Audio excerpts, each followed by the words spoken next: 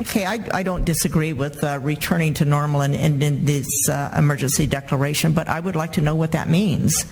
I mean, what does it mean to the people? Does all of this go away and we get back to normal just when we end this declaration of emergency? What happens to the grants that the Sheriff's Office has received and the Health Department and different county departments? Does that money get returned back to the state that has not been used at the ending of the declaration? I think there's a conversation that definitely needs to be had, and I'd kind of like to hear from our finance director to find out what it means to the county in the sense of the CARES money. So, Coral, could you give us your understanding of what does it mean when we end this emergency? So the rest of the counties entered in agreements for that Arizona CARES fund, and I have the agreement in front of me, and if you look through the agreement, it doesn't specifically state in there, as a condition precedent to obtaining these monies, you must declare a state of emergency. It doesn't say that in there.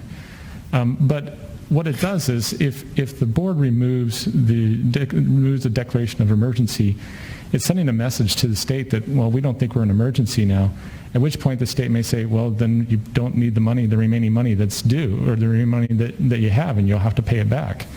And if you look at, for example, some of the conditions in the agreement, one example is, this is one of the conditions that we agreed to. It says, any deviation or failure to comply with the purpose and or conditions of this agreement without prior approval may constitute sufficient reason for the grantor, that's the governor, to terminate this agreement, revoke the grant, require the return of all spent monies, perform an audit of expended funds, and require the return of any previously spent funds which are deemed to have been spent in violation of the purposes of the agreement. So there is that. What it does is, if you remove the declaration of emergency, it increases the risk that they could say, well, we want some monies back and so forth. I don't know if that will happen or not. Many times when you're assessing whether something's going to happen, you have to say, well, here's the risk, here's the possibility. The judge may rule this way, the judge may rule that way. And so what we're saying is that in my legal review of it, removing the declaration of public emergency puts that as an increased risk, a risk to the county that is something that you need to consider and think about when debating this thing. The second thing is that, the position, I think that I think it was Royanne that even said that, oh, we're only doing this for the money. No, it would be our position, at least in the county attorney's office, that, if we're doing something just for the money, that wouldn't be an appropriate, acceptable thing. No, we believe that there is a state of emergency, there is a need for the funds because of the emergency, and so our recommendation is not to do this just to keep the money. No, our recommendation is because there's currently a state of emergency, and continue to keep that so that those funds will continue to address the needs that need to be done. And so the county attorney's office, our position is that we not rescind the not rescind the public declaration of emergency. But I certainly recognize the issues that Supervisor Angius and Supervisor Gould have raised here, and it's a good debate. But still, our recommendation would be to not rescind it at this time. So Ryan, the emergency actually is the threat of COVID-19, not knowing when the numbers are going to go up or down, or whether we're going to get a second wave, and certainly with seeing that our president has contacted COVID, everybody is susceptible to this. But the emergency is the amount of PPE equipment, the amount of health department employees to do skip tracing and to do all the work that's necessary during a pandemic such as this, and the sheriff's office extra personnel that they needed. And it's just there's a lot of things that are related to this emergency that's not actually health related per se, as much as it is equipment and personnel and PPEs, and that's where the emergency, in my view, comes in. Is how could we pay for all of this with the property tax revenue and that we receive. I mean, that's the emergency, is we need help from the state or the federal government to put all this together to make us all safe.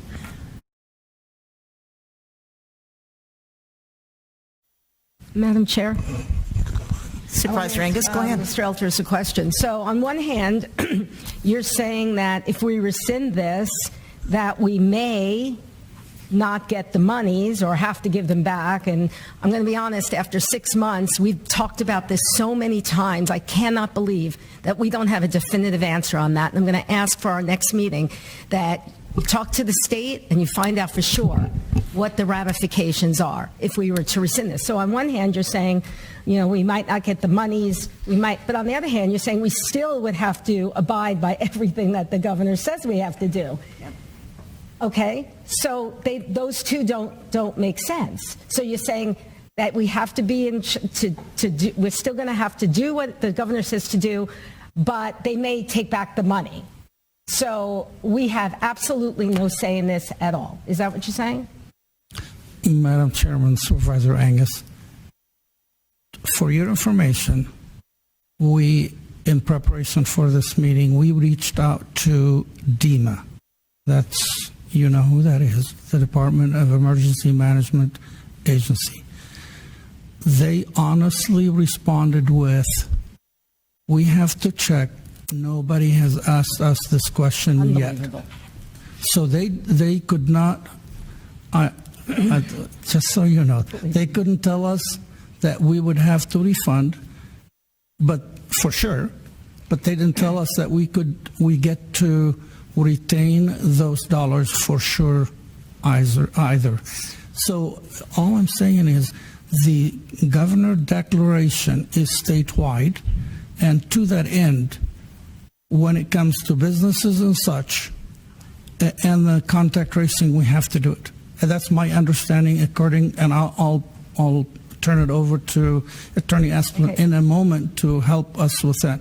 But my understanding of it is we have no choice, but we have to continue to provide those. If we don't take the money for the complaints, do we have to do the complaints follow-up? Yes. The rat link, the snitch line? So let me kind of break it down. There's just a bunch of different questions here. So first off, regardless of what decision you make, whether you rescind the public emergency or not, we will have to follow through with what the governor has said. Those executive orders are statewide. They are. And so you still have the same things. Those are going to still be in effect. As to whether we'd have to pay back the monies for the state money, because there's DEMA, that's federal money, and then the state money that's coming through the CARES fund that was originated from the feds, we don't know. And I'm sorry, we just don't. Until you get a definitive answer from the governor, we won't know that. I'm just telling you there's risk involved. And so you look at the contract. I've reviewed the contract, and it doesn't say that. I'm giving the board as much information as I can. I'm not playing sides here. I'm just saying, here are the information, and here's the possible ramifications that could occur. And one of those ramifications is the governor may say, well, you're not living up to the purposes of this agreement, and you've said that this is what's going on, but clearly you don't want our money, so go ahead and give it back to us. That's one ramification. Whatever the board takes, then, we'll take those positions and defend those positions as best we can. There's a counter argument to this to say, hey, we'll still need to continue these monies. There's nothing in the condition preceded in it, therefore we won't have to do it, and so we'll defend it that way. But you just got to be aware that there's a risk here that you're taking. There's an increased risk that's going on. Madam Chairman. And I'm sorry, before I get to that too, there are other grants as well. We'd have to look at those grants, and the grant that you're referring to, the $25,000 grant, I'd have to see if that would put it in jeopardy or not. I haven't looked at that closely enough. It's like 40-something pages, but this one's a little bit shorter one, a little bit easier to review. But we'd have to look at those as well. So, Supervisor Gould. Thank you, Madam Chairman. If they were to claw back the money, that would give them the reason to go ahead and get their 2/3 majority, call themselves back into special session, take away the governor's emergency powers. They're looking for a reason to do that, but since it's almost a 50-50 mix in the legislature, this is probably the only thing that Republicans and Democrats could agree on in the legislature was if you're clawing the money back, they're going to go to war. They're going to go to war for us. Two, the federals are never going to claw back the money. The Democrats want to send out even more money. It's the same thing in Washington. They are not going to claw the money back. That's all there is to it. They couldn't justify it. They're trying to buy votes, and so they're not going to give up votes by clawing the money back. So the it doesn't matter. It's got no clawback provision in there. So the governor would then be acting on his own executive authority to pull the money back. It ain't going to happen, folks. What I read is any deviation or failure to comply with the purposes and or conditions of this agreement without prior approval may constitute sufficient reason for the grantor to terminate this agreement, so on. And then it says, and require the return of any previously spent funds which are deemed to have been spent in violation of the purposes. So there is a clause in there. Well, to me, that sounds like a clawback for not using the money for the appropriate use. Yes. Not for rescinding our emergency. We might already be under threat of that anyway because we supplanted money to the sheriff's department that is not being used for COVID. Well, You can't fund the whole sheriff's department and claim it's all COVID because that's not what the guys are doing. They're out there enforcing the law. This doesn't say it, but again, you're increasing the risk. You are. I'm advising you. Could I be wrong? Absolutely.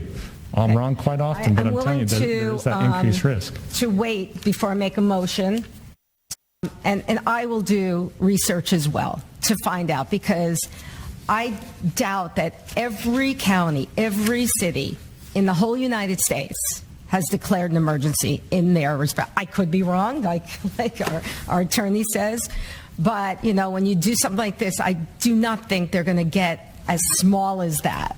And I don't think it's going to put anything in jeopardy. But again, and we're accused of this, and Ryan said it, that this is all about money, and that's what it's going to look like when it's in the paper tomorrow. It's all about money. And if we don't need it, if we are on this downside and we have fewer things and we're being told we don't need the PPE from the hospitals, then, again, it's grants, but it's all our money. It's your money and my money. So it's not money that falls from the sky. So I would hope every county who feels that they don't need it. I mean, there have been states that have, said no thank you to federal money. It's the right thing to do. And if we don't need it, that would be the right thing to do. So I'll wait till Thursday, and hopefully we'll have more information, and maybe that will make people on this board and myself more comfortable doing that. If we ended this declaration immediately today, the citizens of Mohave County would not have any more freedom from restrictions than they have right now, and taking a chance on how this is going to interact with the governor's executive orders.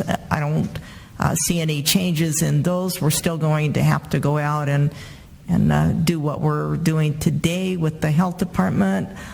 I just don't see any advantage to ending this declaration other than it shows a victory for those that are really opposed to the change in their lifestyle. And if this emergency declaration could go away and all of those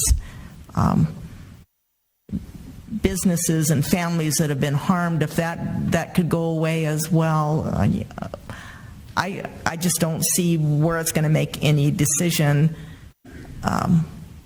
for those people any better. I mean, it is what it is, and until the governor ends his emergency declaration, or until the end of this contract is over, which Attorney Esplin, I think, is the end of December. At the end of December, I would say, depending on how COVID is then, if it's still nice and stable, then we do it at that time. Yeah, the herd immunity, I believe, is still under research, and I think it's an unknown just how much immunity we build up as a result of either the small incremental effects that we get, not effects, but the experiences, there's a word. You know how it just kind of just flies right out? Our exposure. Thank you. Knew I was going to get it. So, those incremental exposures we get from being around people, even with a mask on, that we can benefit from, and those are helpful. I also am not, the increase in testing that's available out in the community, either to set aside those that are asymptomatic and catch those individuals, which is a fairly high percent, or testing those individuals quickly who are symptomatic so we can get them quarantined and isolated for the time. But the herd immunity piece, I think, is still in question, how much a person builds up, whether or not it's 70%. Is it based on their exposure level, if they had a mild case, if they had a moderate case, and so on. So I think the research is still out to the point where we can't really definitively say that someone is fully protected. And Sweden paid a fairly big cost in deaths for their choice of direction. So yes, they benefited on some level, but the long-term benefits have yet to be determined.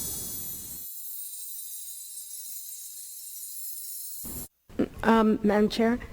Denise, what kind of complaints are coming in? Is it just masks? Is it pretty much probably masks and social distancing, That's right? correct. Yeah, those are the two primary, absolutely. Right. Businesses operating outside of their capacity limits, the social distancing inside the restaurant or the business.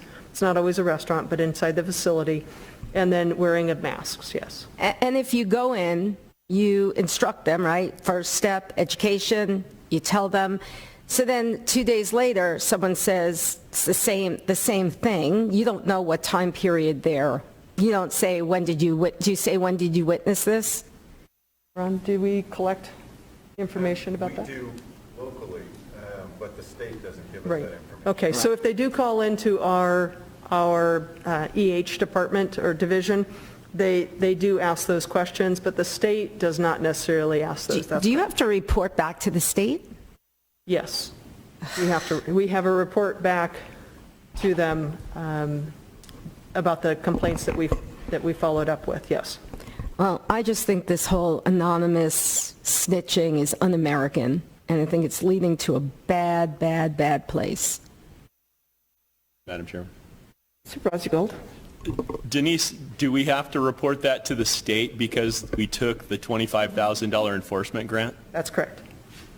The other question is there some law that says that our health inspectors, if they're going in to check for masks, distancing, and capacity, they're running through their whole restaurant check? They're checking the walk-ins and reach-ins and all that stuff? They are not. So we have a separate checklist for the COVID complaints. Okay, so when they get a COVID complaint, if they've been in that restaurant within whatever the rotation, the time is, they're just doing the COVID, they're not going in the kitchen and doing all that stuff? Correct. Okay, thank you. That is correct. Okay. Can I clarify something? Did you say that we have to do it because we took that, what was it, $25,000 grant? No, so the report back to the state is what we need to report back on our Right. actions based on the monies that they gave us. So if we gave it back, we wouldn't have to do that? We wouldn't have to report back to the state the number of inspections and so forth, but we still would fall under the executive order and enforcement of the executive order per Title 36. So the money isn't related to the action? No, not necessarily, no. Okay. So Denise, do you have the money in your budget without the CARES Act money to comply with the executive orders? It depends. It depends on the number of complaints we get and the time it takes staff to travel to and complete the inspections, and then also do and perform their regular normal duties in ensuring that we're not falling behind on restaurant inspections and other complaint inspections that we would normally do.